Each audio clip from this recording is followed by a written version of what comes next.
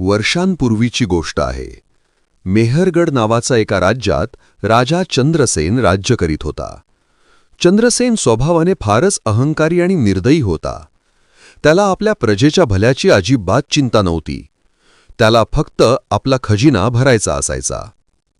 त्याच्या अहंकारी स्वभावामुळे त्याचा अजूनपर्यंत विवाहही झाला नव्हता. कारण कोणताही राजा आपली मुलगी अशा गर्विष्ठ राजाला द्यायला तयार नव्हता. आजूबाजूच्या अनेक राजांनी सुद्धा त्याला त्यांच्या कार्यक्रमांना बोलावणं थांबवलं होतं. राजा चंद्रसेनचा एक मंत्री होता, हर्षवर्धन. हर्षवर्धन आपल्या राजाबद्दल खूप निष्ठावान होता, पण त्याची पत्नी अतिशय दयाळू आणि समजूतदार स्त्री होती. ती नेहमी आपल्या पतीला समजवायची. आपण महाराजांना का समजावत नाही की त्यांनी प्रजेबरोबर अन्याय करू नये? प्रजेचं दुःख वाढलं तर राज्याचं नुकसान होईल. मंत्री म्हणायचा, भाग्यवान, तुझं म्हणणं खरं आहे, पण मी फक्त एक नोकर आहे. जर मी राजासमोर सत्य बोललो तर तो मला पदावरून काढून टाकेल. माझ्या छोट्या चुकीला सुद्धा तो मोठी शिक्षा देईल. म्हणून या गर्विष्ठ राजाच्या प्रत्येक होकारात हो म्हणणं हेच शहाणपण आहे. पत्नी म्हणाली, असं काहीतरी करा की सापही मरेल आणि काठीही तुटणार नाही.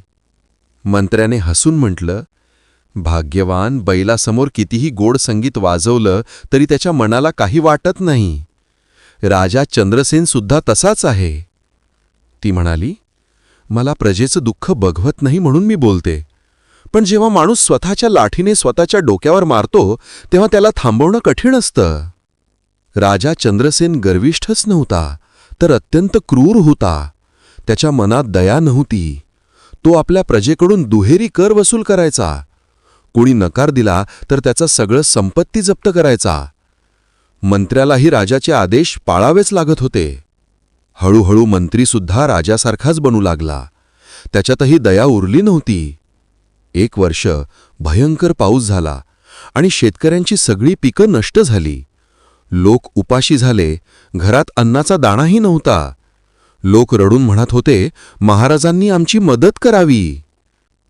मग मंत्र्याने राजाकडे जाऊन सांगितलं, महाराज, यावर्षी भयानक पावसामुळे सर्व लोकांची पिकं नष्ट झाली आहेत. लोकांकडे काहीच उरलेलं नाही. ते कर कसे भरतील? राजा रागाने ओरडला, मंत्री, तू वेडा झालायस का? मी राजा आहे. मी प्रजेची मदत कशी करू शकतो? राजाचं काम म्हणजे प्रजेकडून कर घेणे, मदत करणे नव्हे. पाऊस माझ्या आदेशाने नाही आला. जर पिकं नष्ट झाली तर त्यात माझा काय दोष? राजाने इशारा दिला, जर तू अजून एकदा दयाळू बनायचा प्रयत्न केलास तर तुला मी दरबारातून काढून टाकीन.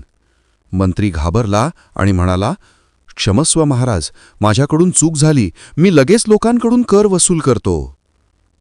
नोकरी टिकवण्यासाठी मंत्र्याने नगरभर जाहीर केलं, ज्या प्रकारे शक्य आहे मेहनत करा, मजुरी करा किंवा दुसऱ्या राज्यात जाऊन चोरी करा, पण राजाचा कर नक्की भरा.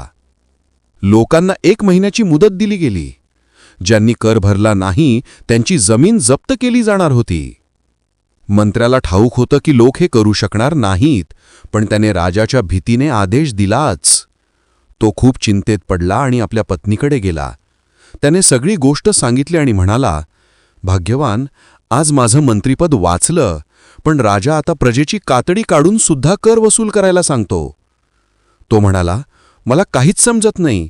हा मूर्ख आणि अहंकारी राजा समजणार तरी कसा? तेव्हा पत्नी शांतपणे म्हणाली, स्वामी, तुम्ही कधी विचार केलात की राजा एवढा निर्दयी का आहे? कारण त्याची राणी नाही, त्याचं कुठलंही फॅमिलिया नाही.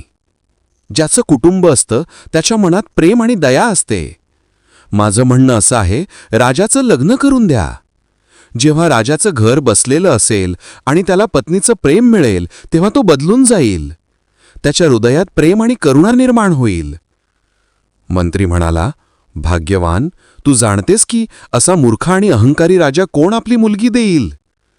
पत्नी म्हणाली, राजाचं लग्न एखाद्या राजकन्येशी करण्याची गरज नाही. आपल्या प्रजेतूनच एखादी योग्य, समजूतदार आणि दयाळू मुलगी निवडा. तिला राजकन्या म्हणून सादर करा. ती मुलगी जर प्रेमळ असेल तर राजा नक्कीच सुधारेल.